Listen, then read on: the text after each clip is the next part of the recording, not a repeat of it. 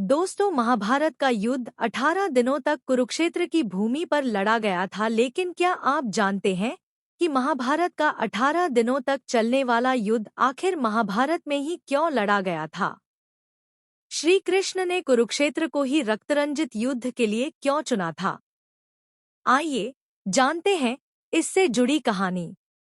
महाभारत के युद्ध का जब भी जिक्र आता है तो कुरुक्षेत्र की रक्तरंजित भूमि का जिक्र जरूर होता है। महाभारत का युद्ध 18 दिनों तक कुरुक्षेत्र की भूमि पर लड़ा गया था। महाभारत काल में कुरुक्षेत्र को कई नामों से जाना जाता है। कई पुराणों में कुरुक्षेत्र को ब्रह्मवर्त, थानेसर, स्थानेश्वर नामों से भी जाना जाता है। महाभारत में कुरु को पांडवों और कौरवों का वंशज तथा पांडु का पूर्वज बताया गया है, जिस पर कुरुक्षेत्र का नाम रखा गया। आम तौर पर सभी लोगों के मन में सवाल आता है कि श्री कृष्ण ने महाभारत के युद्ध के लिए आखिर कुरुक्षेत्र की भूमि को ही क्यों चुना। आइए जानते हैं महाभारत के युद्ध के लिए श्री कृष्ण ने पूरे भारत में कुरुक्षेत्र को ही क्यों चुना। इससे जुड़ी घटना जानकर हर इंसान की आत्मा कांप जाती है। महाभारत से जुड़ी एक पौराणिक कहानी के अनुसार जब पांडवों और कौरवों के बीच युद्ध की घोषणा हुई तो भगवान श्री कृष्ण ने अपने कई दूतों को कई जगहों पर भेजा और महाभारत के युद्ध के लिए कोई भूमि ढूंढने के लिए कहा। श्री कृष्ण जानते थे कि महाभारत का युद्ध बहुत ही भीषण और रक्तरंजित होने वाला है, इसलिए उन्हें ऐसी भूमि की तलाश थी जो युद्ध की क्रूरता को सह सके। ऐसे में कई दूतों ने श्री कृष्ण को कई जगहों के बारे में बताया, लेकिन उनमें से एक दूत जब श्री कृष्ण के पास आया तो वे बहुत उदास और अत्यंत पीड़ा में था। जब श्री कृष्ण ने दूत को इतनी दयनीय अवस्था में देखा तो उन्होंने दूत से इसका कारण पूछा। दूत ने कुरुक्षेत्र में घटी एक घटना बताई, जिसके अनुसार दो भाइयों के बीच खेत में मेड़ बनाने को लेकर झगड़ा था। दोनों ने एक खेत में बंटवारा किया हुआ था। सिंचाई का पानी ज्यादा न पहुंचे, इसलिए दोनों ने बीच में मेड़ बनाई हुई थी। एक दिन यह मेड़ टूट गई, जिससे दोनों भाइयों के बीच लड़ाई हो गई।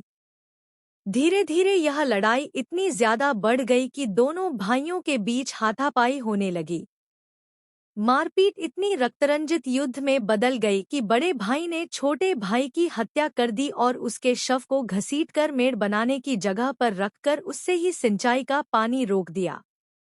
जब श्री कृष्ण ने दूत की बताई यह कहानी सुनी तो उन्होंने बहुत पीड़ा हुई।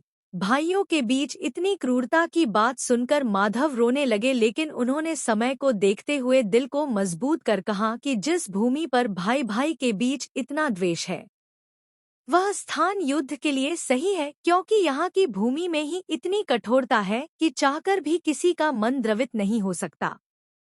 श्री कृष्ण को इस बात की शंका थी कि कहीं पांडव कौरवों के दबाव में आकर कोई संधि न कर लें, इसलिए महाभारत का युद्ध अनिवार्य बन गया था, क्योंकि इस युद्ध से बड़ा बदलाव जुड़ा हुआ था। इस कारण श्री कृष्ण ने कुरुक्षेत्र की भूमि को युद्ध के लिए चुना। कुरुक्षेत्र की रक्तरंजित भूमि को महाभारत के युद्ध के लिए चुने जाने से जुड़ी कई अन्य कहानियां भी हैं, लेकिन यह कहानी सबसे ज्यादा प्रचलित है। कुरुक्षेत्र की भूमि पर इतना भीषण रक्तरंजित युद्ध हुआ था, इस बारे में जब श्री कृष्ण से देवताओं ने सवाल किया कि इस भूमि पर कौन ही बसना चाहेगा और युगों युगों तक इस भूमि को किसी काल की तरह देखा जाएगा जिसने एक साथ लाखों मानवों का रक्त पिया हो। यह सुनकर श्री कृष्ण ने कुरुक्षेत्र की भूमि को शाप मुक्त करने के लिए यज्ञ करने का तरीका बताया और कहा कि कुरुक्षेत्र में आकर जो भी सच्चे मन से अपने पूर्वजों का तर्पण करेगा उसे मोक्ष की प्राप्ति होगी, क्योंकि इस भूमि पर न्याय और अन्याय के बीच युद्ध हुआ था। इसी कारण से यह भूमि अन्याय की समाप्ति के लिए याद रखी जाएगी। महाभारत का युद्ध हस्तिनापुर से 185 किलोमीटर दूर लड़ा गया था। इस रक्तरंजित युद्ध के बारे में महाभारत के वन पर्व में इसका उल्लेख मिलता है कि कुरुक्षेत्र में आकर सभी लोग पाप मुक्त हो जाते हैं। वहीं नारद पुराण के अनुसार जो लोग कुरुक्षेत्र की धरती पर जन्म लेते हैं उन्हें फिर अपने कर्मों को चुकाने के लिए फिर से जन्म नहीं लेना पड़ता। भागवत पुराण के प्रथम श्लोक में कुरुक्षेत्र को धर्मक्षेत्र कहा गया है। उम्मीद करते हैं आप सभी को वीडियो पसंद आया होगा। पसंद आया है तो लाइक और शेयर जरूर करें। Thanks for watching.